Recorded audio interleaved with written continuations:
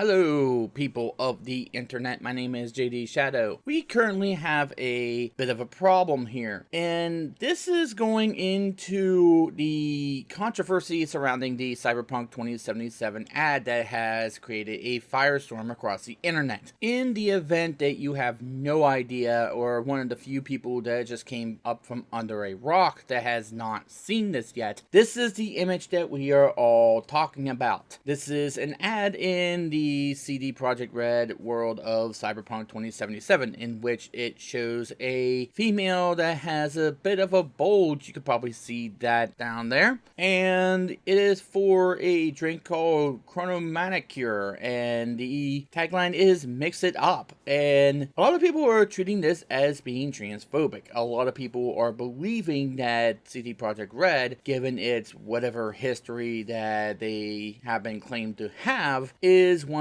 again exploiting and not being sensitive to those people who are non-binary. Now, before I go any further and before I talk about my feelings about this, and yes, there are plenty of feelings that need to be talked about here because not every perspective is going to be exactly the same on this one. I want to go to what the art director Kozlar Redizuk, I'm thinking of pronouncing that right, said to Polygon, who, yeah, that's Polygon, so take what they say with a grain of salt, saying, quote, "This is all to show that much like in our modern world, hypersexualization in advertisements is just terrible. It was a conscious choice on our end to show that in this world, a world where you are a cyberpunk, a person fighting against corporations, that advertisement is what you're fighting against. I would say that it was never the intention to offend anyone. However, with this image of an over-sexualized person, we did want to show how over-sexualization of people is bad, and that's it. I think that sexy bodies are sexy. Full disclosure. I love female bodies. I love male bodies. I love bodies in between. This is who I am. However, I hate it when it's used commercially. And that's exactly what we want to show by doing this exactly. By showing how big corporations use people's bodies against them. You'll notice many advertisements for anything, a chair, table, a roof tile, slap a random sexy person on top and say, hey, buy this. This shows that sexploitation of those people. And many of our advertisements feature this sexualization. We sexualize men, women, and people in between, all to show how terrible this is. With our advertisements, we want to say something. For instance, there's an advert for a fashion shop within the Colosseum. This beautiful piece of architecture, which has been taken over and turned into a marketplace. It's art destroyed for consumerism's sake. So yes, we have a person with both breasts and a penis on an advertisement, done on purpose because it's terrible to exploit people's bodies like this. We thought this would be a brand which would slap a body on the advert and think nothing of it. It's a terrible thing to say, mix it up, to post a tagline. We're emulating what a company would say in Cyberpunk 2077. And that was really the point of it, right? This was really what the point of all of this was.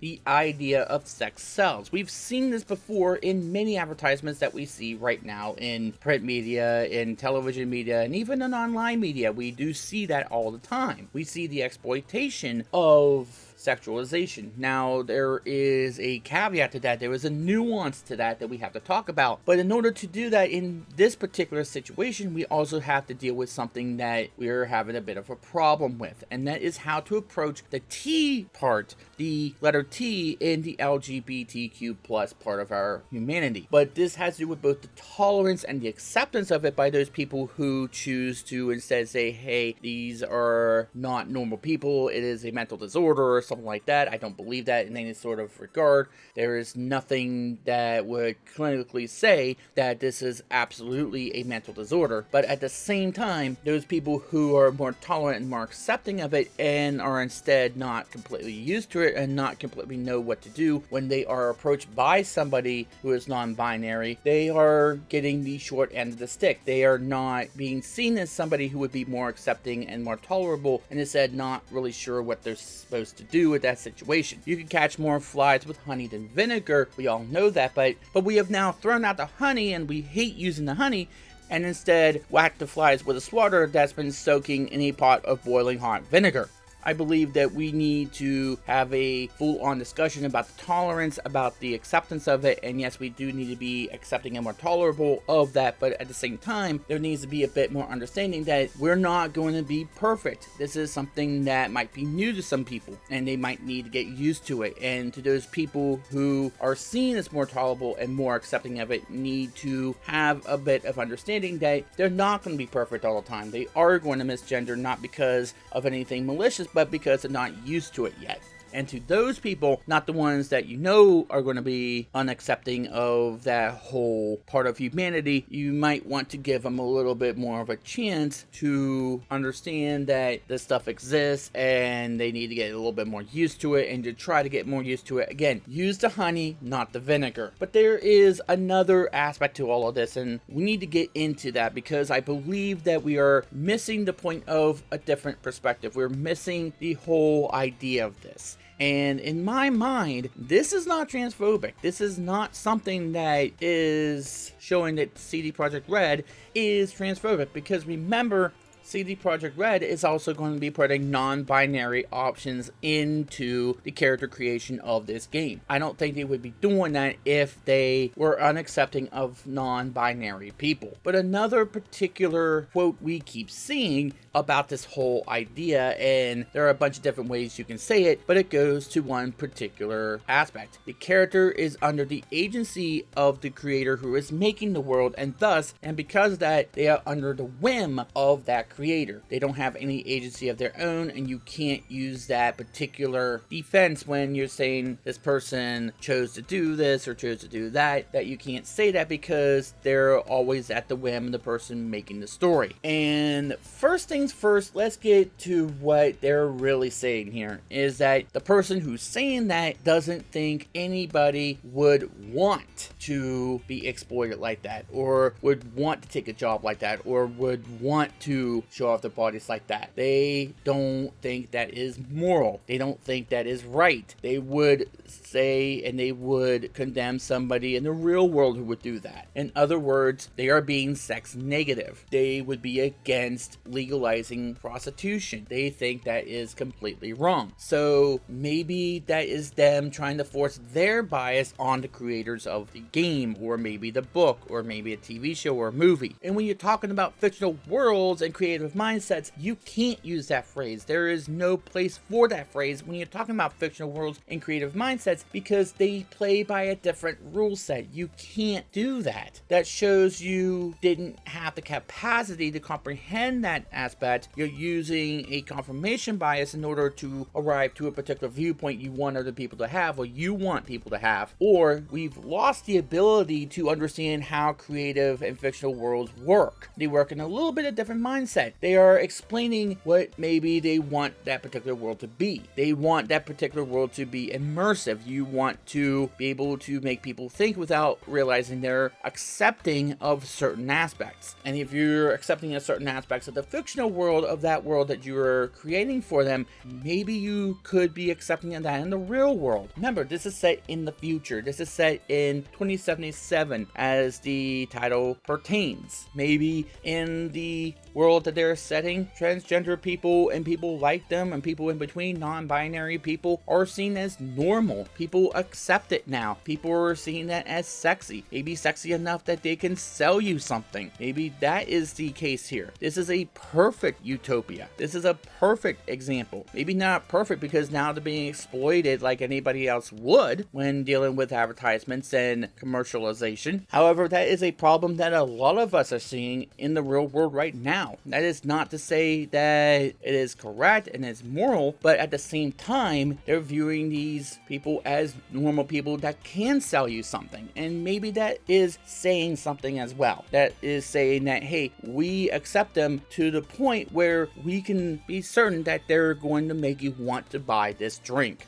or anything else. Creative minds of fictional worlds send a message in a much different way than people who are maybe marching on a campus or maybe marching in a place of government or something in between. You have to believe that they're doing that in a much different way. They're not supposed to just shove it in your face. They're not supposed to detach yourself from the world in order to bring a point. This is a perfect way of doing it in order to give that message, in order to show what's going on. That's why you saw people champion Alita Battle Angel, that movie, that strong female character who was just there, was just strong, did not over politicize the whole issue. Just have it there and just be a normal person, just not try to exploit it like people thought Captain Marvel was doing. They treated the female protagonist as just something that occurs as well as a male protagonist. They didn't try to score a political point, and maybe they're sending a message in that way. And in this game, maybe they are sending that message that we should be normalizing that part of humanity. They should be normalized, and I do agree with that. A creative world, a fiction world should immerse you into it. It should make you angry. Maybe that's their whole point, is to make you upset, is to make you want to get that person out of that scenario where they're being exploited in that sort of way. And maybe that's the mindset of other people within that world. Maybe other people in that world, maybe the NPCs are looking at that ad and saying that is not something that should be happening. But let's get to one other thing, and that is the non-binary person in the ad. Because first things first, the people who in the game are giving the woman the job, or the male the job, whatever this non-binary person identifies as, they are giving this person a job with maybe a steady income. Remember, this is a person who's going to be on a number of places without this world. So you have to think that perhaps she's getting a good salary, a good commission from this. If this is somebody who, by the way, we might meet in the game at some point, we don't know that. We don't know much about this game and about the plot line, or at least the intricate details of it to where we're going to be spoiled if we know any more about it. This person is probably going to get a good amount of money. So there are people who are giving transgender, non-binary people work. Maybe it's not good work, maybe exploitative work, but it's work nonetheless. Thereby, it is equal opportunity employment, which is something that we're seeing that becoming a problem in the real world right now. We're seeing that some people are still not willing to give people jobs or equal pay based upon their identity. This is throwing the identity politics right out the window. It's throwing it right out there and saying, hey, everybody's an equal person in our books, and yeah, maybe people see transgender people as sexy enough to put in the ad, as I said before. Maybe this is a popular model, somebody who has gotten work before and people recognize. Maybe she's a household name that people know about who has done other bodies of work in the game. We might see her again, or somebody like her, and we might meet her and talk to her